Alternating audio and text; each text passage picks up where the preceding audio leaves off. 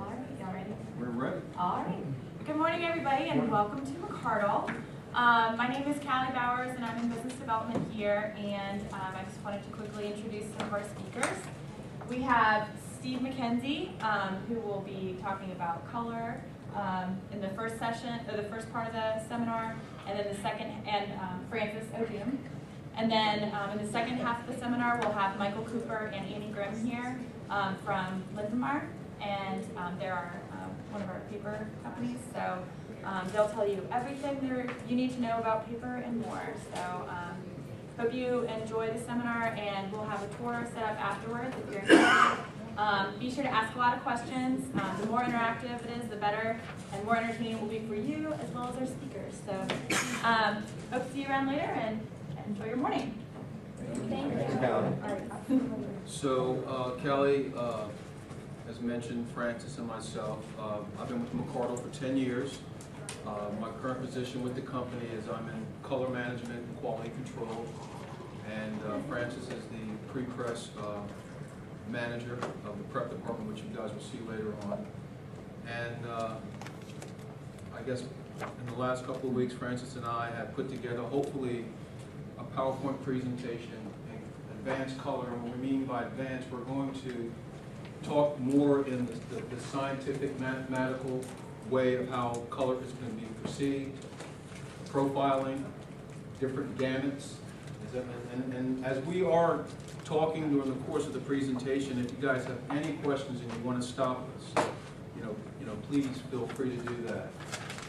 We have some samples on some of the topics that we're going to be talking about, and Francis will be the presenter as far as talking about the curriculum, and I'm pretty much going to be in the technical point, standing back. If anyone has any questions on some of the topics that he might be talking about, I might go in a little bit more detail, explaining it to the best of my ability. Hopefully that you guys get a pretty good understanding of color, tonality, and hue, saturation, chromaticity throughout this period of this presentation. Go ahead, I'll be like that. I think Okay. I got mine out. So as he comes back to drive the presentation, does anybody have any questions what you're trying to look to get out of this particular seminar? Does anybody? Is anybody pretty color savvy? All right, so when we start talking about colorimetric and perceptual, you guys can pretty much follow what we're talking about. I know that in the beginning state of the PowerPoint presentation, we're going to be talking about tonal range, dynamic range, and then we will start getting more into color. And what we mean by tonal range is that before you even can see color, you have 5 areas of gray. You have what they call highlight, quarter tone, mid-tone, three-quarter tone, and shadow. And you guys have a little piece here that I gave you. It's a color piece. And if you turn on the other side, you'll see what I'm talking about as far as tonal range. You don't see any color, but you have areas of gray. And pretty much, if you don't achieve the areas of gray, color becomes really non-existent because they won't have the shape. So what we try to do is, and what we're going to do is going to explain the tonality, or what they call tonal targeting, which means for every 4-color image, there's going to be a density range, and what we're trying to put the percentage of dot to represent the highlight, the midtone, and the shadow. I think I have a little explanation of that. And I don't want to jump too far of the presentation, but this pretty much represents a 4-color digital image, but it's in a tonal black and white or gray reference point. This right here is what we call a dynamic range, which would be from 1 to 370. What that represents is that a continuous tone, or I have transparencies which I'll pass around, but we don't do that traditionally when we use digital photography, that a subject has a dynamic range of 0 to 400. That's how much range a separation has or an image has. In the printing industry, we can't even capture that. We can only capture half of that, because basically the process of color or achieving color is density, which is a continuous tone. We as printers use dot. And then out in the press room, we use density. So as a separator or as a printer, what we try to do is we have to compress all this information that a photographer has supplied us and make sure that we're able to capture that information using the proper amount of dot percentages that will pretty much reference itself to the 5 areas of gray which I was explaining. So in our highlight area, this density range is 1. We'll put a 422 dot, which means for the printer, in order to achieve a white part in a picture, we have to use dot. And then for us to have a capture of white, we use a 4% cyan dot, a 2% magenta dot, and a 2% yellow dot. That will pretty much would be the reference point of a white in the 4-color mode. Much better. Whereas in RGB, they use the elements of white, 0 to 255. So basically what I'm saying is, by us getting this information from the density range, we as printers have to make sure that we're able to at least give the facsimile, at least half of that information, to produce what we would consider an acceptable or feasible product for you guys. You ready? Yes. Okay. I didn't want to jump the gun too much, but I was just talking about tonality, target. Sure. So you might want to jump into that aspect, and then we could pretty much answer any questions, because the visual aspect of it makes it a lot more easier to explain. So sorry for the interruption. So basically, Francis, what I was telling or talking about was the capturing of tonal range from a density or continuous tone image, and how as printers we compress the information in a dot-based form. So if you want to explain that technically or more further with your PowerPoint presentation, you can do that. Sure. Is the projector on? Should be. So, There's a switch at the front. yeah, I think.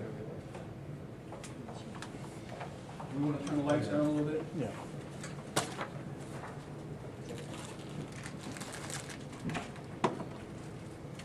You want, See it? If I'm in your way, probably. How about we do this? Sure. You do that?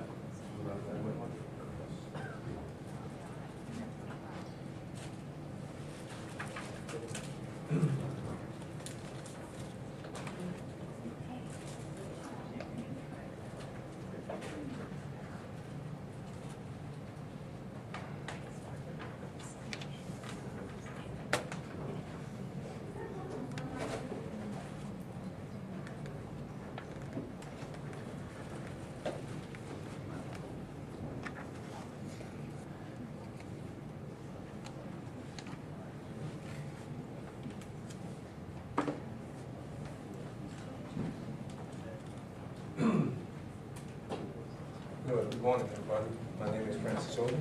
As introduced earlier, I'm pre-press manager here at Mercado Printing. Been with the company last 13 years in various capacities over the years.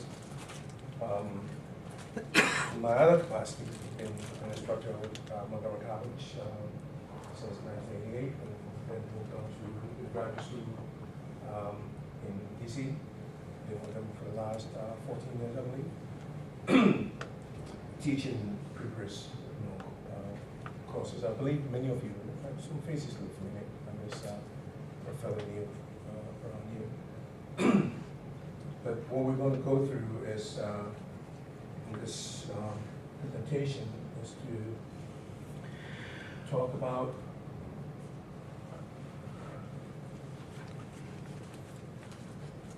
color. But we know, those of us in print, especially offset printing, we know that you can't talk about color without also talking about tones. So that's the initial phase of this. We're going to focus on tones because it's very important.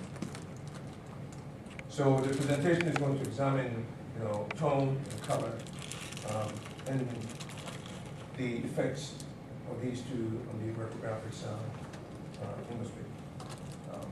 Offset printing, gravure, screen printing, digital, these to affect them pretty much equal.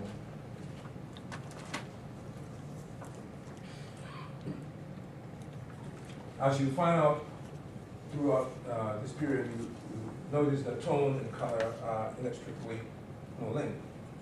They're part of our daily lives. If I took a picture, let's see, grayscale version. Right here. Everybody has that. So as you can see, this picture, we have no color. It's neutral. It's black, white, and gray in between. But you can pretty much tell what it is. Right? Well, just by pretty much all the detail to describe what it is that we're seeing.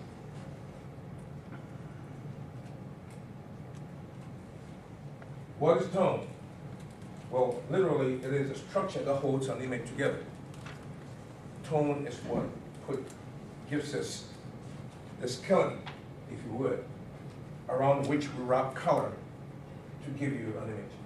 It provides the shape, the character, and the definition of an object. If you lose tone, you pretty much lose the image. Shape is created by tone. Color by itself will not provide a shape or definition of an object. So I believe an analysis of images should begin with a discussion of tones. I will give you an example here. I can pull up my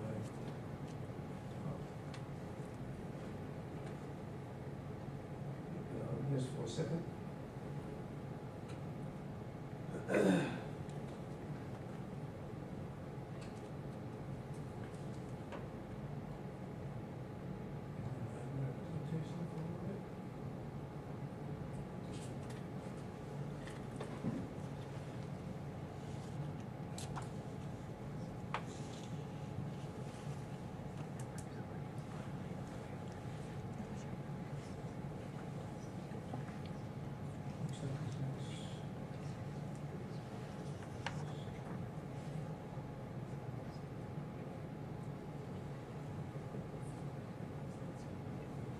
You see Photoshop coming out. I can't. Yeah. You're looking for which one? Yeah, Photoshop. Right There you there. go. So CS4 here, which will work just fine. In the meantime, I'll grab a quick image here.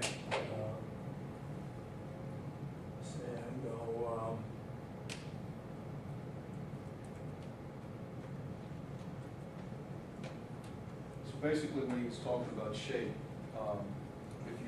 once we start getting into the color mode,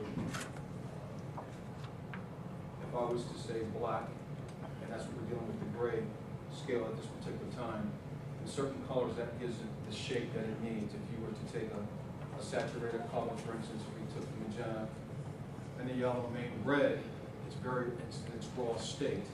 So in order to give it its depth or shape, you're going to have what I would consider either the contaminant color, which will be the black, or the cyan, which pretty much will either give it its color, hue, and also its depth. So Francis, go ahead. Elaborate. It's very quiet in the room, and I want to keep it going, as far as people Thank you, not Steve. I falling asleep. appreciate that. Okay. Does anybody have any questions at this point, or is this, everybody's following it? I mean, do we need to go to another level, or is this pretty elementary for everybody?